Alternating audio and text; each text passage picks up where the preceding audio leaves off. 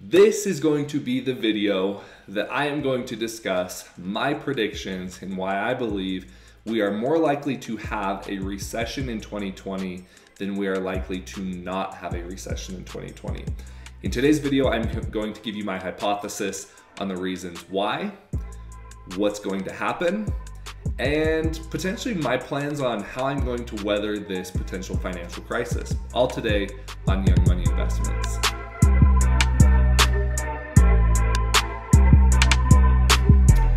All right, guys, we have been in a bull market for a very long time. We have been going ever since I have basically been in the stock market. I got in probably 08, 09, kind of during the crash, the financial crisis, the housing crisis, whatever you want to call it, the Great Recession. We have had a very long bull run. In fact, this is probably one of the longest bull runs in the history of the stock market.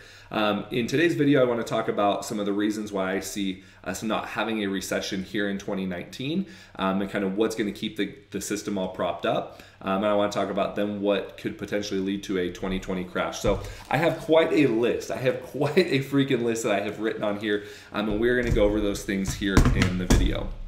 So the first reason that I believe that we are not going to be having a financial crisis here in 2019 is the fact that tech stocks are doing well. Facebook is finally recovering. Google is doing very well. Microsoft has really weathered, even through kind of the tail end of 2018, very well. It has not had a lot of issues.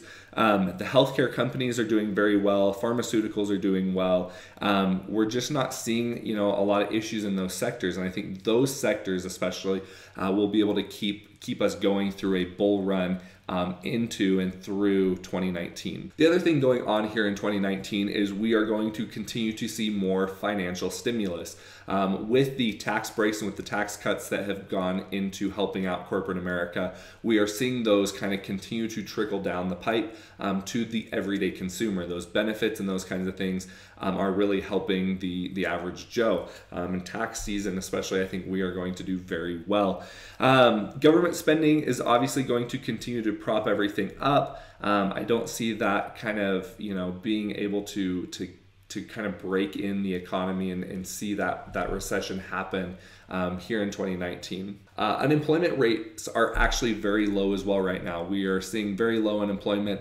It has kind of raised a little bit recently, so it has gone up slightly. But again, unemployment overall is very low. And that's why when the economy was crashing earlier back in 2018, I really didn't understand why. I mean, people have jobs, people are, doing overall fairly well. It was very, I felt like premature and very stupid, although I was stupidly leveraged in some of my positions and ended up selling some of them for a loss, which was unfortunate. And that was a bad play and a big mistake on my part. And I could always go into a video on that as well. One of the other great things that we are going to be seeing happening here in 2019 is that wage growth is going to be increasing by roughly about 3.1%. As more wage growth happens, that is also going to be helping the average everyday American. Now, that doesn't help corporate America and the bottom line, but that does help, the everyday Joe continue to have a little bit more spending money. And that is actually a good thing. I think wage growth needs to continue here in America because things will continue to get more expensive. People need to be making more money. GDP has also been increasing. Our domestic product has been going up. Those are very important things. I think as unemployment rates stay low, it's going to continue to support consumer spending. And as more people are spending, again, those are good things for the economy. That's showing that we have a healthy, good economy going on. Some of the bad things that I think we're going to start to experience come 2020 is that we are going to see fiscal stimulus will be gone unless new legislation is passed. We are seeing a very big battle going on between Donald Trump and between the Democrats and everything. It's not great. So as this fiscal stimulus starts to dry up, we are going to see, unfortunately, more issues. We're going to see companies not being able to do as well because those stimulus packages are going to be gone. In 2020, interest rates will continue to be even higher. That is something that, was kind of the issue in 2018 was they said the Fed was continuing to raise interest rates while the economy was not doing as well. We're going to see, we saw kind of a pullback on those. The interest rates have not been raised. And so one of the things we are going to see as we come into the middle half of 2019 and into the tail end and the end, is we are going to see those interest rates start to continue to rise, because we can't have extremely low interest rates forever, because what happens when there actually is a recession, you need to be able to pull back those interest rates, and you can't pull them back if they're already at zero. As the interest rates continue to rise, we are going to see that put new pressure on home and auto sales. As the interest rates continue to rise, people are not going to be able to spend as much on those items. It's also going to put pressure on potential foreclosures and repossessions of auto vehicles as those interest rates start to rise and people are unable to afford the vehicles that maybe they could afford previously before those interest rates were going up. I think this is going to be the big key. Non-financial corporate debt, leverage lending will really be the cause of the issue. Now let me repeat that one more time, because I want this video, when I go back in time or when I retake it, this clip later on, this is going to most likely be the cause of the recession. It's going to be financial corporate debt, leverage lending, and things of that nature that will cause the recession. As more and more companies take on this corporate debt, and as those interest rates continue to rise, it's going to cause issues. Let's just put it that way. It's going to cause issues. So this will be the cause: the high leverage, over borrowing in corporate America. There's $2.8 trillion being borrowed by corporations currently. Those higher interest rates will cause kind of two things. It will make payments have to go higher. Or companies will have to start to put out more spending for those things, or they are going to basically have to cut back hiring or the investments that they are using that borrowed money for in order to pay back that debt. Those things are going to be what causes a recession most likely. A couple more things that are going to most likely lead to this recession in 2020 are Trump policies. And these are things that are going to lead to a recession. If you have seen Dirty Money, Trump loves to spend money and he doesn't have it. And that's kind of what's caused his bankruptcies before. So you need to be cautious. Like those are not good things from a leader of the free world. He has not been great about managing money, and in his personal life and in his business life.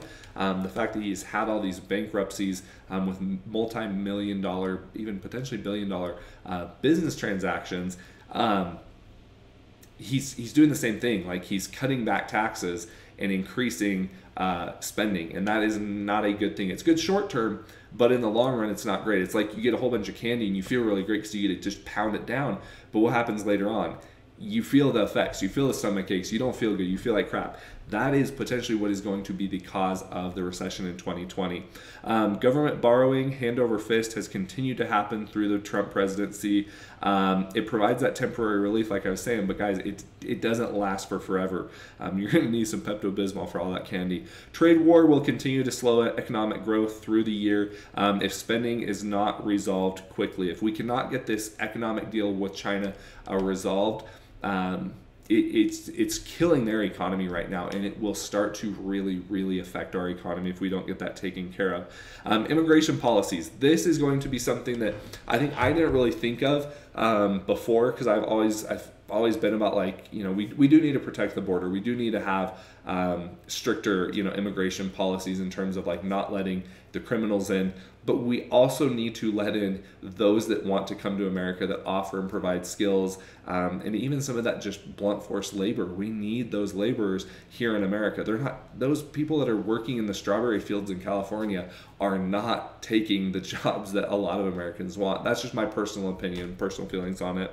But this is the thing with immigration. The United States is a special place because we have the best and brightest from around the world coming here, and we have hard workers who come here. You get the mixture of the brightest and best minds from around the world. We get programmers from India and great laborers from Mexico. Those are contributing factors to what makes America great. Whatever your political beliefs are, those things really at the heart are what make America great. The baby boomers will start to retire as we continue. We're going to need more workers to pay for their drain on the Social Security and Medicare budgets. Those are going to continue to dry up. We need more and more laborers and workers here because that very old and aging generation is going to start sucking the life out of our Medicaid, Medicare, and Social Security benefits. So I'm sorry to you baby boomers out there. I'm not trying to smash on you, but hey, it's going to get bad. It's going to get worse. So the other thing that we need to take into consideration is student debt. There's $1.5 trillion in debt that has doubled what it used to be 10 years ago. Debt has just continued and continued to increase. I obviously, went to school, went to college. Luckily, went to a university that did not cost nearly as much as the average university. But as people get out of college with these loans, $30, $40, $50, $100,000 worth of debt, the jobs are just not there. The average wage for a college graduate is somewhere around $40,000. The average trucker gets paid $72,000 or $73,000. This is going to be a massive problem as these students that are graduating cannot pay their debt back.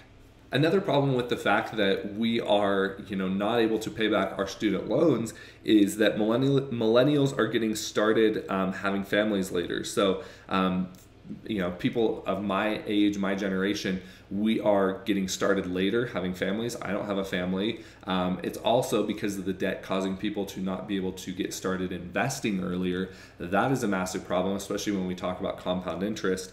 And people are having less kids, and that is going to continue to be a problem. Less people are going to be homeowners. Less people are buying homes because of that reason. There's a process, there's a hierarchy to that. And if you can't get those things done, that is going to be an issue. Last thing that we need to talk about is, it's going to stop making loans easier to get. We need to encourage trade schools. We need to encourage, college just for specific people. I think loans should not be as easy as they are for students to get these loans. I mean, loan agencies will loan out money all day long to these 18-year-olds because they know that it's protected from bankruptcy. Like, you have to still pay your college loans off even if you file for bankruptcy. So it's corruption. It really is corruption at the end of the day, where people are able to take out these tens of thousands of dollars worth of loans. They don't even know what they want to go to school for, but at the end of the day, they are given these loans. But hell, you can't go out and you can't go to school, or you can't, go to a bank and get a car loan because you don't make X amount of dollars. Like, the fact that, someone like me, for example, getting my first car loan was a nightmare, just a complete nightmare for my Tesla. But here it is, I make plenty of money, but I could take out tens of thousands of dollars worth of debt for a school loan. But because I couldn't prove that I had taken out multiple loans previously for cars, it was difficult for me. So there is something wrong. We need to make loans not as easy for students to get. We need to help educate students a lot better about that debt, because that is just going to continue to stifle economic growth. So thank you so much for tuning into Young Money Investments. Like I said, that is going to be my hypothesis on a potential recession coming in 2020. If you are smart, if you plan well, if you are diligent, keep some cash aside. Those are going to be some of my recommendations. Don't miss out on some of the opportunities, though. If you are able to really start to swing trade and have your parameters set where you have a set stop loss, you know where you're getting out. These are smart things to do. I'm not saying don't long-term invest either, because you still should believe in a long-term investment, but you need to be cautious. You really do need to be cautious at this point in the game, where we have seen such a long bull run, and we will potentially see a lot of shakeup, especially in politics, come 2020. So thank you so much for tuning into Young Money Investments. I will talk to you guys later. Bye.